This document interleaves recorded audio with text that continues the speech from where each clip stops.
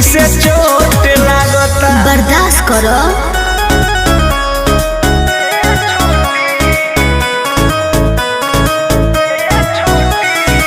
Music by Arya Sharma.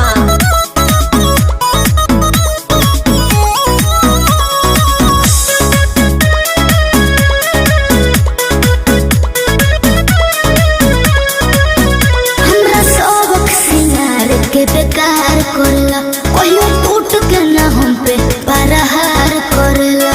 काहे हो अरे पगली क्या कहत रे, बुझा गोरी सटला या खटला से गल गईनी, तोहर देखी सूरतिया फिसल गईनी। अब तो कमर के नीचे भी ओट लागता।